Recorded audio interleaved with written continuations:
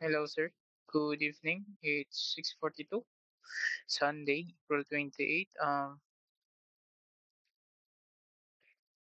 Ano ba? Tagalog. And sir, kung masabi ko lang, sorry sir, late ko nang naipasang exam because of um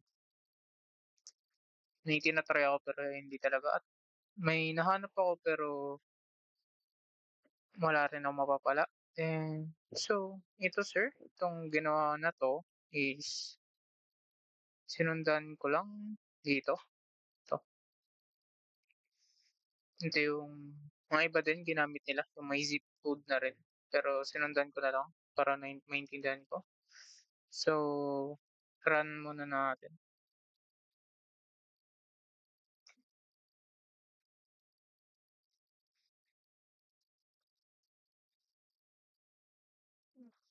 Answer. Ang database nito is ito.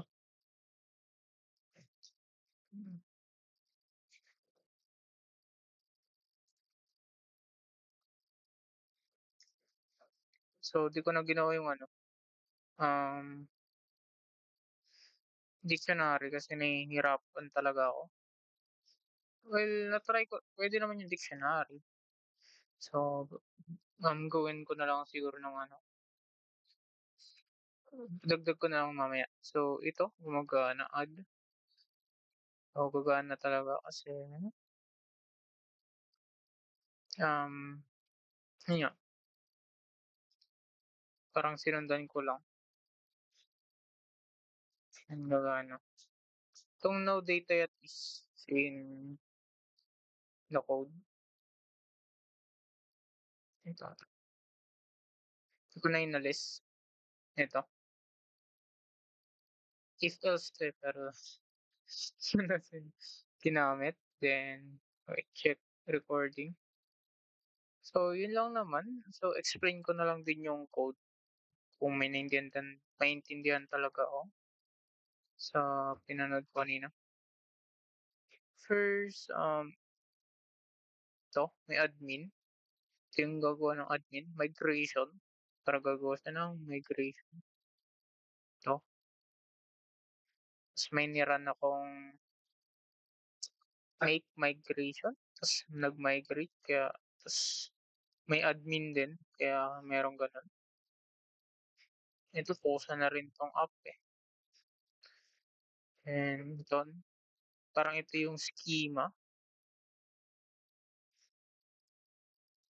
URLs. So, in my index is my own design. So, name, address, there's href na punta, update, delete, reset. Wala yan. Hindi ko na end. Then, add goes to the URLs first. Add and goes to the add HTML. Goes to views, goes to add HTML. Then, when submit, goes to the option add form. Goes to the URL add form. Then goes to the views where it goes post. Then it's saved to the database and update. Next update.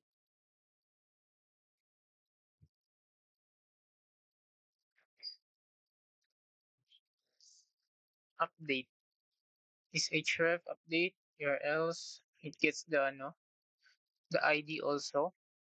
Then to send all data para mailagay dito sa yan ito yung value. Then action goes to the app save, then gets again the ID to save and save to the database. So that's all, sir, for my exam. And I will also show what am I doing. So I will X now this. I hope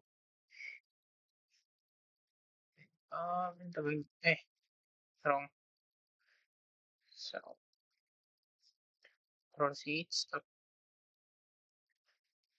recording. Okay. Needs. So, ito naman yung code ko, sir. Ano lang 'to, sariling gawa na may halong ano, um, kuha ng reference. So, list info, run na lang natin. CLS muna.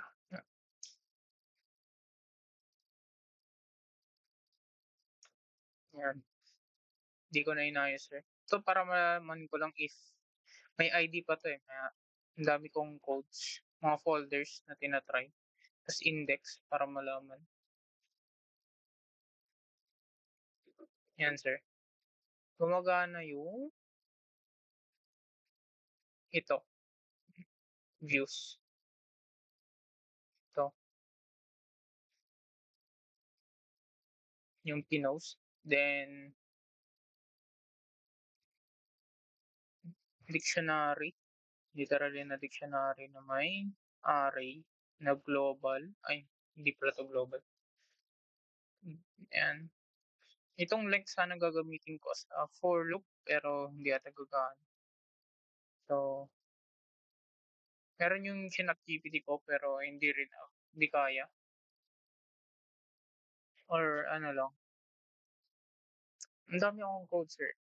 Hindi ko alam kung pakita ko na lang siguro. Ano lang, para bakit natagalan, ba't gano'n. Um, Like projects, midterm, new project. Marami yan, may new project. Check ko 'to. So, ito marami. Ito yung may halong ChatGPT. Punta tayo sa table. Table HTML. Yan, sir. Index. Yan yung parang index na array. Tulad ng control.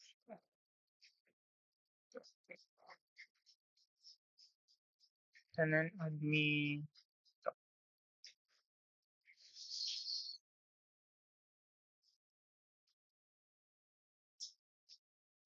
Mali. Wait lang, sir.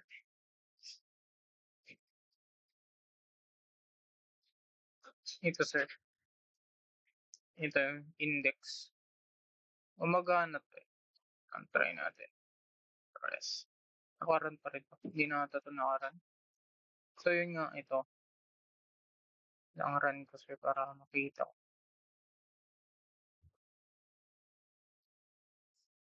So, ito. Run natin. Di ko alam kung kasama ba 'to, pero yun.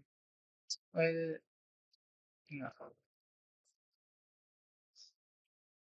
Add natin. So, wala pa yan. May isa pa.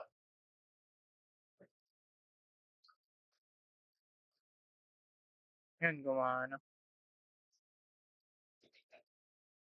01, 2. Index 2. So, yun yung gumana. So, yun lang, sir. Kaya natagalan kasi ito yung ginamit nila, yung mga klase ko, na may zip code na din sa mga pinapanood ko. For loop.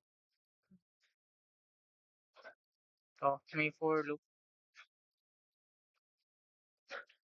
Saan ba? 18.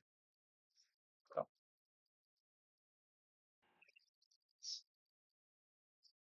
Yan, may for loop. Pero di gumagana sa akin. Yun lang. Yun lang, sir. That's all. Thank you. Sorry ulit and